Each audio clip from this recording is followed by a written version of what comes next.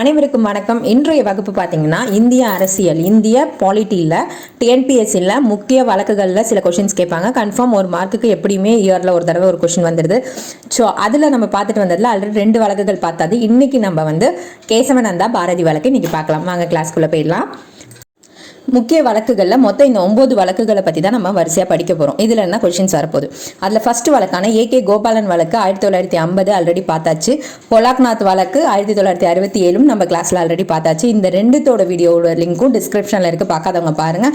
And இந்த கோலாக்நாத் இப்போ நடத்த போகிற இந்த கேசவனந்தா பாரதி இதோட நோட்ஸ் வேணும்னா பிளாகில் இருக்குது, அதோட லிங்க்கும் நான் டிஸ்கிரிப்ஷனில் கொடுத்துருக்கேன். ஸோ அதையும் நீங்கள் போய் செக் பண்ணி பார்த்துக்கோங்க, யூஸ்ஃபுல்லாக இருக்கும். வாங்க கிளாஸ்க்கு போயிடலாம்.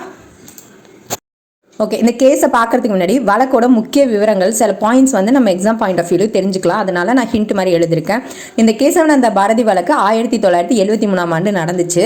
இது வந்து இந்திய உச்சநீதிமன்றத்திலேயே வரலாற்று சிறப்புமிக்க தீர்ப்பு உள்ள வழக்கு எது அப்படின்னு கேட்டாங்கன்னா அது இந்த வழக்கு கேசவனந்தா பாரதி வழக்கு அப்படின்னு சொல்லுவாங்க. இது அவ்வளோ முக்கியமான வழக்கு, உச்சநீதிமன்றத்தின் மிக முக்கியமான வரலாற்று சிறப்புமிக்க தீர்ப்பாகும் அப்படின்னு எழுதியிருக்கேன். பார்த்தீங்களா? ஸோ இது ரொம்ப இம்பார்ட்டண்டான வழக்கு. ஸோ இப்படி கூட கொஸ்டின் கேட்கலாம், அதனால இந்த பாயிண்டை நோட் பண்ணி கட்டியிருக்கேன். ஏன் அப்படின்னா அதில் என்ன தீர்ப்பு சொல்லப்பட்டுச்சு அப்படின்னு பார்த்தீங்கன்னா, அரசியல் அமைப்பின் அடிப்படை கட்டமைப்பை பாராளுமன்றம் மாற்ற முடியாது. பார்லிமெண்ட் என்ன பண்ண முடியாது, அந்த அரசியல் அமைப்போட அடிப்படை கட்டமைப்பு, அடிப்படை உரிமைகளை மாற்ற முடியாது. அரசியலமைப்பில் எழுதியிருப்பாங்களே ஒரிஜினல் புக்கெலாம், அதில் உள்ள இதெல்லாம் நீங்கள் மாற்ற முடியாது. ஏன்னா இதுக்கு முன்னாடி என்ன நடந்திருக்குன்னா, பாராளுமன்றம் வந்து அதாவது அவங்களோட பீரியட் இருக்கும்போது அவங்களுக்கு தகுந்த மாதிரி சில சட்ட திருத்தங்களை கொண்டு வந்திருப்பாங்க. அதில் நீதித்துறையிலையும் சில சட்ட திருத்தங்கள்லாம் கொண்டு வந்திருப்பாங்க, அவங்களுக்கு தகுந்த மாதிரி சரி பண்ணிக்கிறதுக்காக வேண்டி, அவங்க மேலே உள்ள பிரச்சனையை சால்வ் பண்ணிக்கிறதுக்கு. அது மாதிரி நிறைய சட்ட திருத்தங்கள் கொண்டு வந்திருப்பாங்க. அதில் நீதித்துறையும் பாதிக்கப்பட்டிருக்கும், நீதித்துறையிலையும் சில மாற்றங்கள்லாம் பண்ணியிருப்பாங்க. ஸோ ஆல்ரெடி காண்டில் தான் இருக்காங்க நீதித்துறை.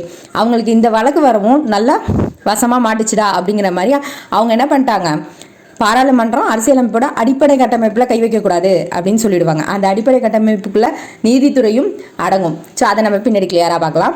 ஓகே, இந்த தீர்ப்பு வந்து ஒரு 13 நீதிபதிகள் வந்து கொண்ட குழு தான் வந்து இதுக்கு தீர்ப்பு வழங்கியிருக்காங்க. இந்த 13 நீதிபதியில் 7:6, அதாவது 7:6ங்கிற விகிதத்தில் தீர்ப்பு வழங்கப்பட்டிருக்கு. 7 பேர் வந்து மாற்ற முடியாதுன்னு சொல்லியிருக்காங்க, 6 பேர் மாற்றிக்கலாம் உரிமை இருக்குது அப்படின்னு சொல்லியிருக்காங்க. ஆனால் எது ஹையஸ்ட் 7 தானே, அதனால் பாராளுமன்றம் அரசியலமைப்போட அடிப்படை கட்டமைப்பை மாற்ற முடியாது அப்படிங்கிறது தான் ஃபைனல் தீர்ப்பாக வந்துட்டு. ஓகே, இது மூலயமா என்னென்னா அடிப்படை உரிமை வந்து பாதுகாக்கப்படுது அப்படின்னு சொல்கிறாங்க. ஸோ இது வந்து சட்டமன்றத்தோட லிமிட் தான், உங்களோட லிமிட் தான், உங்களோட வேலை இது தான். தேவையில்லாமல் அரசியலமைப்பை போய் நீங்கள் போய் நோண்டிட்டு இருக்கக்கூடாது. அரசியலமைப்பில் உங்களோட லிமிட்டேஷன் இவ்வளோ தான், நீங்கள் பாடுங்க நான் இது திருத்துறேன் அது திருத்துறேன்னு பண்ணிட்டு நிற்கக்கூடாது அப்படிங்கிற மாதிரி ஒரு எல்லையை வகுத்து கொடுத்ததா இந்த தீர்ப்பு சொல்லுது. ஓகே, இந்த வழக்கோட பின்னணி என்ன அப்படின்னு பார்த்தோம்னா, இது வந்து கேரளாவில் 1950 மற்றும் 60களில் நில சீர்திருத்தங்கள் அப்படின்னு ஒன்று உருவாயிருக்கு. அந்த நில சீர்திருத்தங்கள்னால் என்னென்னா, ஒரு நில உரிமையாளர்கள் நிறைய நிலம் வச்சுருக்காங்க இல்லையா, அவங்கள்ட்ட வந்து வாங்கி பின்தங்கிய மக்களுக்கு கொடுக்குற மாதிரி ஒரு நில பகிர்வு மாதிரி, எப்படி சொல்றது, கொஞ்சம் பகிர்ந்து கொடுக்குறோம் அப்படிங்கிற மாதிரி, ரொம்ப அதிகமாக வச்சுருக்கிறவங்கள்ட்ட இருந்து கொஞ்சம் வாங்கி இல்லாதவங்களுக்கு கொடுக்குறோம் அப்படிங்கிற மாதிரி ஒரு நில சீர்திருத்தங்கள் கொண்டு வந்திருந்தாங்க. இது நல்லபடியாக நடந்துட்டு இருந்திருக்கக்குள்ள 1963 ஒரு சட்டம் போடுறாங்க கேரள அரசு. என்னன்னா, கேரள நில சீர்திருத்த சட்டம் அப்படின்னு ஒரு சட்டத்தை கொண்டு வராங்க. இந்த சட்டத்தில் என்ன பண்ணுறாங்கன்னா, இந்த நில உரிமையாளர்கள் இருக்காங்க இல்லையா, அவங்கள்ட்ட இருக்கிற அந்த எக்ஸ்ட்ரா லேண்ட், அதாவது ஒரு குறிப்பிட்ட அளவு கொடுத்துட்டு மீதி இருக்கிற லேண்டை அரசாங்கம் வந்து அதிகாரம் பண்ணுற மாதிரி, மீதி இருக்கிற உபரி எல்லாத்தையும் என்ன பண்ணுறாங்க, அரசாங்கத்தோட கண்ட்ரோலில். இப்பயும் சொல்கிறாங்க இல்லையா, கோவில் இடம் அதே மாதிரி வந்து சில இடம் வந்து இது புறம்போக்கு லேண்டு அப்படின்னா அது கவர்மெண்ட் எப்போ வேணாலும் என்ன வேணாலும் பண்ணணும் அந்த லேண்டை அப்படிங்கிற மாதிரி சொல்லுவாங்க இல்லையா. இது குளத்தோட லேண்டு, இது ஆத்தோட லேண்டு, அப்போனா அதெல்லாம் வந்து என்னது கவர்மெண்ட்டுக்கு தான் சொந்தம் அப்படிங்கிற மாதிரி சொல்கிறோம் இல்லையா. அதே மாதிரி இங்கே என்ன சொல்கிறாங்க, நில உரிமையாளர்கள்ட்ட ஒரு குறிப்பிட்ட அளவுக்கு மேலே இருக்கிற பங்கை அரசாங்கம் அதிகாரம் பண்ணும் அப்படின்னு சொல்கிறாங்க. இப்போ இந்த இடத்துல நில உரிமையாளர்கள் இருக்காங்க இல்லையா, அவங்களுக்குலாம் எவ்வளோ காண்டாகும். அதில் வந்து முக்கியமாக பாதிக்கப்பட்டவங்க யார் அப்படின்னு சொல்கிறாங்கன்னா, மத நிறுவனங்கள் நடத்தினவங்க தான் பாதிக்கப்படுறாங்க. ஃபார் எக்ஸாம்பிளுக்கு இப்போ நம்ம வந்து இதெல்லாம் சொல்கிறாங்களா, இப்போ ஈஷா இதுமாதிரி ஃபவுண்டேஷன்ஸ் எல்லாம் இருக்கு இல்லையா, இப்போ அவங்களாம் வந்து என்னது மத நிறுவனம் தான். இப்போ அவங்கள்ட்ட எவ்வளோ ஏக்கர் லேண்ட் இருக்கும், ஆனால் அதெல்லாம் பாதி ட்ரஸ்ட்டில் இருக்குன்னு சொல்லுவாங்க இல்லையா. ஸோ அப்போ அவங்கள்ட்ட இருந்தாலும் அரசாங்கம் வாங்குச்சுன்னா என்ன ஆகும், இஷ்யூ ஆகலாம். அதே மாதிரி சேம் இங்கே கேரளாவில் இப்போ சர்ச்செல்லாம் நிறையா இருக்கும், அந்த சர்ச்செல்லாம் வந்து ட்ரஸ்ட்டில் நடக்கும். ஒரு ஃபாரின் நிறுவனம் இன்வெஸ்ட் பண்ணியிருக்கலாம், ஸோ அது மாதிரி ட்ரஸ்ட்டில் நடந்துட்டுருக்கும். அங்கே இருக்கிற லேண்டில் வந்து பாதி தான் உனக்கு, மீதியெல்லாம் கவர்மெண்ட்டுக்கு அப்படிங்கிறப்ப என்ன ஆகுது, அங்கே அதை நடத்திட்டு இருக்காங்களே நிர்வாகி ஃபவுண்டர் அவங்க கோவப்படுறாங்க. அதே மாதிரி கேசவனந்த பாரதி அப்படின்னு ஒருத்தவர் நம்மளோட ஃபஸ்ட்டு, அதாவது கிளாஸ் ஆரம்பிக்கிறப்ப பார்த்தீங்கன்னா ஒருத்தவர் சாமி மாதிரி இருப்பார் பார்த்தீங்களா, சாமியார் மாதிரி கெட்டப் போட்டிருப்பாரு. கெட்டப்லாம் இல்லைப்பா, நான் எதாவது தப்பாக சொன்னால் சாரி. ஸோ அவர் வந்து எட்நீர் அப்படின்னு ஒரு மடம் நடத்துறாரு. அது மடாதிபதி அப்படின்னு அவரை சொல்லிடுவோம். மடாதிபதியாக இருக்கார் கேசவனந்த பாரதி. அவர் வந்து ஒரு மடத்தை, எட்நீர் அப்படிங்கிற ஒரு மடத்தை நடத்துகிறாரு. ஸோ அப்போ வந்து அவரோட மடம் வந்து, அவரோட மடத்தில் உள்ள லேண்டை வந்து பாதிக்கு மேலே அரசாங்கம் தான் நிர்வாகம் பண்ணும் அப்படிங்கிற மாதிரி கேரள அரசு என்ன சொல்லுது, அறிவுரை, அதாவது நோட்டீஸ் விடுது அப்படின்னு சொல்லிடலாம். ஸோ கேரள அரசு நில சீர்திருத்த சட்டத்தின் கீழ் எட்நீர் மடத்தின் நிலங்களை கையகப்படுத்தியது. இதை எதிர்த்து மடாதிபதி கேசவனந்த பாரதி 1970 வழக்கை தொடர்ந்தார். அதாவது 1970 தான் இவர் வழக்கு தொடர்ந்திருப்பார். இது கிட்டத்தட்ட ஒரு வருஷம் 1.5 வருஷம் கேஸ் நடந்திருக்கும்.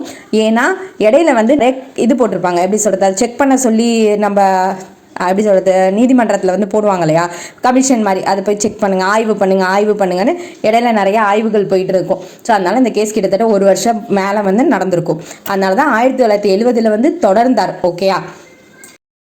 1969, 1971 இந்த ஆண்டுகளில் போடப்பட்ட இந்த சீர்திருத்தங்கள் இருக்கு இல்லையா, அறிமுகப்படுத்தப்பட்ட இந்த திருத்தங்கள்னால ஆல்ரெடி நீதித்துறை வந்து ஃபீல் பண்ணிட்டு தான் இருக்குது. என்னென்னா நீதித்துறை மேற்பார்வையை குறைக்கிற மாதிரி இருக்கே இந்த சட்டம்லாம் அப்படிங்கிற மாதிரி இருக்குது. அதுக்கு முன்னாடி இவங்க போட்ட திருத்தங்கள் எல்லாமே எப்படி இருக்கும், நீதித்துறைக்கு முக்கியத்துவம் இல்லாத மாதிரி இருக்கும், நீதித்துறை வந்து பார்க்கவே தேவையில்லை, நீங்கள் இதில் தலையிட தேவையில்லை அப்படிங்கிற மாதிரியே இருக்கும். ஸோ அதாவது ஏற்கனவே நீதித்துறைக்கு இந்த பாராளுமன்றம் போட்ட திருத்தங்கள் மேலே ஒரு சில காண்டு இருந்துட்டு தான் இருக்கும். அதே டைம் இப்போ மக்களுக்குன்னு பார்த்தா நில உடைமை மீது அரசாங்கம் தான் அதிகாரம் பண்ணும் அப்படின்னு சொல்கிறத ஏற்றுக்க முடியாதவங்களாகவும் இருப்பாங்க. ஸோ இந்த கரெக்டான டயத்தில் மார்ச் 21, 1970 அன்னைக்கு கரெக்டாக கேசவனந்த பாரதி இந்த வழக்கை தொடுக்கிறாரு. ஏன்னா இந்த திருத்தங்களை எதிர்த்து இது எதுவுமே வந்து சரி கிடையாது அப்படின்னு சொல்லி மனு ஒன்று போடுறாரு. எந்த பிரிவு கீழ்? 32வது பிரிவின் கீழ். அவர் என்ன மனு போடுறாரு? 32வது பிரிவின் கீழ் உச்சநீதிமன்றத்தில் மனு தாக்கல் செய்கிறாரு. இந்த திருத்தங்கள் எதெல்லாம் வந்து பாதிக்குது, எப்படி சொல்கிறது, மீறுது அப்படின்னு சொன்னால், ஆல்ரெடி சட்டத்தில் இருக்கு இல்லையா, பிரிவு 14 சமத்துவ உரிமை, 19(1)Fங்கிற சொத்துரிமை, 25 மத சுதந்திரம், 26 மத விவகாரங்களை நிர்வகிக்கும் உரிமை, இது எல்லாத்தையுமே மீறுது. இது எல்லாமே சட்டத்தில் இருக்குது. அது எல்லாத்தையும் இந்த சட்டம் வந்து இவங்க போட்டிருக்கிற சட்டம் வந்து இது எல்லாத்தையுமே வந்து மீறுது அப்படின்னு சொல்லி அவங்க சார்பில் வாதாடப்படுது. யார் சார்பில்? கேசவனந்த பாரதி சார்பில் வாதாடப்படுது. அப்போ இதெல்லாம் வந்து ஒரு மனுஷனோட அடிப்படை உரிமை, இந்த அடிப்படை உரிமையே வந்து மீறுது இந்த சட்டம் அப்படின்னு சொல்லி வாதாடப்படுது. இந்த 19(1)F அப்படிங்கிறது இதுக்கு முன்னாடி வீடியோ பார்த்துருந்தீங்கன்னா உங்களுக்கு நல்லா ஞாபகம் இருக்கும். எங்கே பார்த்தோம்? கோலாக்நாத் வழக்கில் பார்த்துருப்போம் இல்லையா, 19(1)F. இப்போ இதுக்கு முன்னாடி பார்த்த அந்த கோபாலன் வழக்காகட்டும், கோலாக்நாத் வழக்காகட்டும், இந்த கேசவனந்த பாரதி வழக்காகட்டும், இது மூணுமே அடிப்படை உரிமை பேஸ் பண்ண வழக்குகள் தான். சரியா. முக்கிய கேள்வியாக ஒரு கேள்வி கேட்கப்பட்டிருக்கு. இந்த வாதம் இதெல்லாம் வந்து பேசிக்காக பிரிவு இது 14, 19, 25, 26 இவங்க போட்ட சட்டம் மீறுது யுவர் ஆனர் அப்படின்னு சொல்லி வாதாடுறாங்க. முக்கியமாக ஒரு கேள்வி ஒன்று கேட்கப்பட்டது தான் அதில் ரொம்ப முக்கியமான பாயிண்ட்டாக போயிட்டு என்ன கேட்டிருக்காங்கன்னா, அரசியல் அமைப்பில் எந்த ஒரு பகுதியையும் அடிப்படை உரிமைகள் உட்பட திருத்த பாராளுமன்றத்துக்கு அதிகாரம் இருக்கா அப்படின்னு கேட்டுட்டாங்க. என்ன கேட்குறாங்க? அரசியலமைப்பில் இருக்கிற எந்த பகுதியிலையும் உள்ள முக்கியமாக அடிப்படை உரிமைகள் உட்பட எதை வேணாலும் திருத்தலாம் அப்படின்னு சொல்லி பாராளுமன்றத்துக்கு ஃபுல் அதிகாரம் இருக்கா அப்படின்னு சொல்லி ஒரு கேள்வியை வைக்கிறாங்க.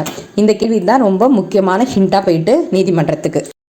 அடுத்து பிரதிவாதியின் வாதங்கள். பிரதிவாதியின் வாதங்கள்னா இங்கே யார் பிரதிவாதி? அதாவது கேசவனந்த பாரதி வாதத்துக்கு ஆப்போசிட்டாக யார் பண்ண போகிறா? கேரள அரசு சொல்ல போகுது. கேரள அரசு என்ன சொல்ல போகுது? உங்களுக்கு எல்லாம் உண்டான்னு கேட்குறீங்களே, அதாவது சமூக பொருளாதார நிதி, நிலப்பிரபுத்துவம், இது எல்லாத்தையும் எதுக்காக நாங்கள் பண்ணுறோம்? ஒரு இருக்கிறவங்கள்ட்ட இருந்து ஏழைக்கு கொடுக்கறதுக்கு தானே பண்ணுறோம் அப்படிங்கிற மாதிரி சொல்கிறாங்க. இது எங்கே 368 பிரிவின் கீழே நாடாளுமன்றத்துக்கு இந்த திருத்தங்கள்லாம் செய்யறதுக்கு உண்டு, அதிகாரம் உண்டு. 368 கீழே நாடாளுமன்றம் சட்ட திருத்தங்கள்லாம் செய்யலாம் அப்படின்னு சொல்லி ஒரு அதிகாரம் இருக்குது அப்படின்னு சொல்கிறாங்க. அதாவது வரம்பற்ற திருத்த அதிகாரம். அதான் அரசியலமைப்பு எந்த பகுதியையும் வந்து 368 கீழ் திருத்துவதற்கு பாராளுமன்றத்துக்கு வரம்பற்ற அதிகாரம் இருக்கான்னு கேட்குறீங்களே, எங்களுக்கு இருக்குது, 368 கீழே இருக்குது அப்படின்னு சொல்லி பேசுகிறாங்க. அடுத்து சமூக பொருளாதார நீதி. சமூக பொருளாதார நீதிக்காக வேண்டி காலாவதியான நிலப்பிரபுத்துவம் அப்படின்னு சொல்லி அப்போல்லாம் வந்து நிறைய பிரச்சனைகள் நடக்கும் இல்லையா, அந்த பிரச்சனையிலேருந்து சால்வ் பண்ணுறதுக்காக நாங்கள் சில சீர்திருத்தங்கள் கொண்டுட்டு வந்தோம். அதேமாதிரி வந்து உரிமைகளை ஒழுங்குபடுத்துதல், அதுமாதிரி சொத்து உரிமை அப்படிங்கிறது முழுமையாக அடிப்படை உரிமை கிடையாது, பொது நலனுக்காக நாங்கள் சட்டத்தில் சில சேஞ்சஸ் கொண்டுட்டு வந்து அதை மாற்றிருக்கோம் அப்படின்னு சொல்கிறாங்க. சட்டமன்ற திறன்னா சமூக நீதியை மேம்படுத்துறதுக்காக தான், வறுமையை ஒழிக்கிறதுக்காக தான் இந்த மாதிரி ஸ்கீமே நாங்கள் கொண்டுட்டு வந்தோம் அப்படின்னு சொல்லி யார் வாதாடுறா? கேரள மாநில அரசு வாதாடுறாங்க. நீங்கள் என்ன நீங்கள் சொல்கிறீங்க, நாங்கள் வறுமையை ஒழிக்கிறதுக்காக தானே இதெல்லாம் பண்ணோம், இதேமாரி பண்ணுறதுக்கு திருத்தலாம் அப்படின்னு சொல்லி எங்களுக்கு 368 கீழே ஒரு அதிகாரமும் இருக்குது அப்படின்னு சொல்லி இவங்க பேசி முடிச்சுட்டாங்க. ஓகே, ஃபைனலி தீர்ப்பு என்ன சொன்னாங்கன்னு பார்த்தீங்கன்னா, ஏப்ரல் 24, 1973 அன்னைக்கு தீர்ப்பு சொல்கிறாங்க. என்ன சொல்கிறாங்கன்னா, பாராளுமன்றத்துக்கு அரசியலமைப்பை திருத்துறதுக்கு உரிமை உண்டு. நீ சொல்கிற மாதிரி உனக்கு திருத்தெல்லாம் உரிமை உண்டு. ஆனால் அரசியலமைப்போட அடிப்படை கட்டமைப்பு அப்படின்னு ஒன்று இருக்கு இல்லையா, பேசிக்காக எழுதியிருக்காங்கல்ல, அந்த விஷயத்துலலாம் நீ கை வைக்கக்கூடாது. அந்த பேசிக் அப்படின்னு சொல்லியிருக்கிறதே நீ போய் மாற்றினா அப்போ மாறி அப்போ பேசிக்னா என்ன தான் ஆகும், பேசிக்குங்கிறது இல்லாமல் போயிடும்ல அப்படிங்கிற மாதிரி சொல்லியிருக்காங்க. அந்த அடிப்படை கட்டமைப்பு என்னென்ன அப்படின்னு பார்த்தீங்கன்னா, ஜனநாயகம் இதில் கை வைக்கக்கூடாது, கூட்டாட்சி இதில் கை வைக்கக்கூடாது, நீதித்துறை இதில் கை வைக்கக்கூடாது. இதில் அவங்க நீதித்துறை வந்துடுச்சு பார்த்தீங்களா, நான் சொன்னல. அடுத்து சுதந்திரம், இது 4துலேயும் நீ கை வைக்கக்கூடாது. இது இல்லாமல் நீ வேறு எதில் வேணாலும் சட்ட திருத்தம் பண்ணிக்கோ அப்படின்னு சொல்லி என்ன சொல்கிறாங்க, பாராளுமன்றத்தை சொல்கிறாங்க. ஸோ சிதைக்கவோ அல்லது மாற்றவோ முடியாது அப்படின்னு உச்சநீதிமன்றம் தீர்ப்பளிச்சிச்சு. அதே மாதிரி நீங்கள் சொல்கிறதே தான் நானும் சொல்கிறேன். பிரிவு 368 கீழே அரசியலமைப்பை திருத்துவதற்கு பாராளுமன்றத்துக்கு பரந்த அதிகாரங்கள் உண்டு தான். ஆனால் அடிப்படை கட்டமைப்பை மட்டும் மாற்றவோ அழிக்கவோ முடியாது அப்படின்னு சொல்லி தெளிவாக சொல்லிட்டாங்க. இப்போ இந்த வழக்கு ரொம்ப முக்கியமான வழக்கு அப்படின்னு நான் சொன்னேன் இல்லையா, நான் முன்னாடியே நம்ம இதை பார்த்துருவோம். 13 நீதிபதிகள் கொண்ட ஒரு பெஞ்சால் அப்படின்னா 13 நீதிபதி சேர்ந்து இதை வந்து ஆய்வு செஞ்சுருக்காங்க. எப்போன்னு பார்த்தீங்கன்னா, அக்டோபர் 31, 1972 ஆரம்பித்து மார்ச் 23, 1973 வரைக்கும் மொத்தம் 68 நாட்கள் வந்து இந்த வழக்கு விசாரிக்கப்பட்டது. அதனால் இது ரொம்ப முக்கியமான வழக்கு. இப்போ இந்த 13 நீதிபதியும் மெனக்கெட்டு இந்த 68 நாட்கள் இதை பற்றி விசாரிச்சிருக்காங்க அப்படின்னு சொல்கிறாங்க. அதான் மேலே மேலே ஆய்வு நடத்திருக்காங்க அப்படின்னு சொல்லப்படுது. அதனால இது ரொம்பவே முக்கியமான வழக்காக பார்க்கப்பட்டுச்சு. ஓகே, அது நல்லா புரிஞ்சிருக்கும்னு நினைக்கிறேன். வேறு ஏதாவது டவுட்னா கமெண்ட் பண்ணுங்கள். இந்த நீதித்துறை முடிவு சொல்லிட்டாங்களே, இதனால என்ன தாக்கம், பின்னாடி என்ன நடந்துச்சு, இல்லை இதனால என்ன பாதிப்பாங்க, யார் பாதிப்பாங்க அப்படின்னு பார்த்தா, இந்த தீர்ப்பு சொன்னதுனால மெயினாக வந்து ஆட்சி அதிகாரத்தில் யார் இருக்காங்களோ அவங்க ஆட்சிக்கு தகுந்த மாதிரி, இப்போ அவங்க ஆட்சியில் வந்து இது ரைட்டு அப்படின்னா அவங்க போய் சட்ட திருத்தத்தை மாற்றி அது ரைட்டுன்னு அவங்க ப்ரூஃப் பண்ண முடியாது. சரியா? ஸோ அவங்களுக்கு சாதகமாக எதையுமே மாற்றிக்க முடியாது அப்படின்னு சொல்கிறாங்க. இந்த தீர்ப்பு ஆட்சி அதிகாரத்தில் இருப்பவர்கள் தங்களின் பெரும்பான்மையை பயன்படுத்தி அரசியலமைப்பை தங்களுக்கு சாதகமாக மாற்றுவதை தடுத்தது. அடுத்தது அரசியலமைப்பு திருத்தங்கள் மற்றும் அடிப்படை உரிமைகள் தொடர்பான அடுத்தடுத்து வந்து தீர்ப்புகளுக்கு வந்து இந்த வழக்கு தான் வந்து எக்ஸாம்பிளாக சொல்லப்பட்டுச்சு அப்படின்னு சொல்கிறாங்க. இந்த வழக்கு தான் ஒரு முன்னுதாரணமாக செயல்பட்டது. அதுமாரி ஜனநாயகத்தோட பாதுகாப்புக்காகவும் இந்த தீர்ப்பு ஹெல்ப் பண்ணியிருக்கு. அதான் இப்போ நம்ம ஃபஸ்ட்டு சொன்ன பாயிண்டே தான் கொஞ்சம் வித்தியாசமாக. ஏன்னா அரசியல் ரீதியாக ஏதாவது சேஞ்சஸ் பண்ணலான்னு நினச்சாலும் இதில் எதுவுமே பண்ண முடியாது, அவங்களுக்கு சாதகமாக பண்ண முடியாது. ஸோ இது மூலயமா நம்ம என்னது, நம்மளோட அடிப்படை உரிமையை பாதுகாக்கிறதா இந்த தீர்ப்பு, இந்த வழக்கும் அமைந்தது அப்படின்னு சொல்லியிருக்காங்க. ஓகே, இது ஒரு டிஎன்பிஎஸ்சி கொஷின். இதில் வந்து வருஷத்தை வருஷப்படுத்துங்கன்னு சொல்லியிருக்காங்க. நம்ம ஆல்ரெடி பார்த்துட்டோம். ஏகே கோபாலன் வழக்கு எப்போ 1950 நடந்துச்சு. அடுத்தது கொலாக்நாத் வழக்கு வந்து 1967 நடந்துச்சு. அடுத்து கேசவானந்த பாரதி வழக்கு இந்த கிளாஸில் பார்த்துருக்கோம். அது எப்போ நடந்துச்சு, 1973 நடந்துச்சு இல்லையா. ஸோ அப்போ ஃபஸ்ட்டு என்ன வரும், ஏகே கோபாலன் வழக்கு 4, அடுத்து கோலாக்நாத் வழக்கு 2, அதாவது 1, அடுத்து கேசவானந்த பாரதி வழக்கு 2 வந்திருக்கு. அடுத்து 3rd இருக்கிறது என்ன, மினர்வா மில்ஸ். இதை நம்ம நெக்ஸ்ட் கிளாஸில் பார்க்கலாம். ஓகே.